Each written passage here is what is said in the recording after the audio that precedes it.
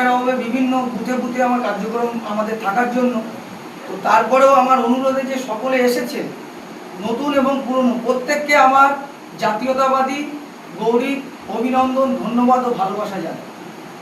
দেখুন, বিষয় হচ্ছে আজকে সবাই বলেছেন শ্যামাপ্রসাদ মুখার্জিজির নামে। আমি শুধু শ্যামাপ্রসাদ মুখার্জিজির নামে বলেই অব্যাহতি রাখবো না, বা সেটার পরবর্তীতে আমি কিছু বলতে চাই। বিষয়টা হচ্ছে, দেখুন, এটা সম্পূর্ণ আমার ব্যক্তিগত মানে ভাবধারা, ভালোবাসা। এখানে হয়তো অনেকে অন্যরকম কথা ভাবতে পারে, কিন্তু সেরকম কোনো বিষয় নেই। আমার এখানে আমার প্রিয় যাদেরকে আমি শ্রদ্ধা করি, যেমন কালাম স্যার আছেন, তিনি তো আমাদের দলীয় কেউ না, কিন্তু আমার মন্তরে অন্তঃস্থল থেকে আমি তাকে শ্রদ্ধা করি। তাকে আমি এখানে তাকে আর ফটোটা রেখে আমি প্রত্যেক দিন প্রণাম করি।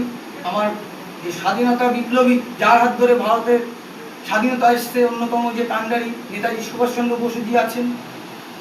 ভারত মা তো আছেই, সবার আগে মা যেখানে থাকবে তার সন্তানরা তো থাকবেই। ভারত মায়ের সুসন্তান শ্যামাপ্রসাদ মুখার্জি আছেন, ভারত মায়ের সুসন্তান দীনদয়াল উপাধ্যায়জি আছেন। সব থেকে বেশি যাকে আমি ছোট থেকে শ্রদ্ধা করি, গুরু থেকেও বেশি ভালোবাসি, বা যদি কোনো কিছু থাকে, যাকে আমি প্রত্যেক দিন রাতে ঘুমানোর সময়ও যার ভিডিও না দেখে আমার ঘুম আসে না। আমার যখন মন খারাপ হয়, আমার মনে হয় সকলেরই জানা উচিত, তিনি হচ্ছেন আমাদের প্রাক্তন প্রধানমন্ত্রী, ভারতরত্ন প্রাপ্ত সম্মানীয় শ্রী অটল বিহারী বাজপেয়ীজি আছেন। আমাদের এখানে আডবাণীজির ছবি আছে, এবং আমার এখানে আছে ভারতের মা বলেছিল, একসময় সম্বোধন করেছিল যখন যুদ্ধের সময় মানে বিভিন্ন ভারতীয়রা আটকে গেছিলেন, আমাদের প্রাক্তন বিদেশমন্ত্রী সুষমা স্বরাজজি আছেন, এবং বহু আরও অন্যান্য মহাপুরুষরা আছেন যাদের ছবি আমি এই মুহূর্তে এখনও লাগিয়ে উঠতে পারিনি। সেটা আমার ব্যর্থতা বা আমার আর্থিক দুর্বলতা, যে কারণেই হোক।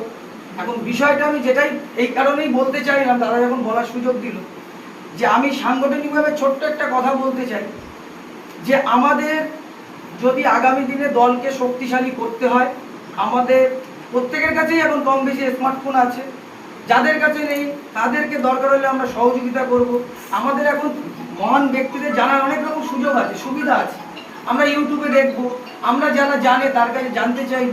আজকে যদি আমরা দেশাত্মবোধ এবং বিগত যারা আমাদের জন্য প্রাণ দিয়েছে, আমাদের জন্য লড়াই করেছে, সারাটা জীবন দেশের জন্য সেবা করে গেছে, তাদের সম্পর্কে যদি না জানি, তাহলে আমাদের মধ্যে জাতীয়তাবোধ আসবে না, আমাদের মধ্যে সাংগঠনিক দক্ষতা বাড়বে না। সেই কারণে আমি সকলকে অনুরোধ করবো এনাদের সম্পর্কে জানার। আজকে যেমন আমাদের এখানে উপস্থিত আছেন আমাদের মানে একজন কি বলবো, এমন একজন কর্মকর্তা বা কার্যকর্তা,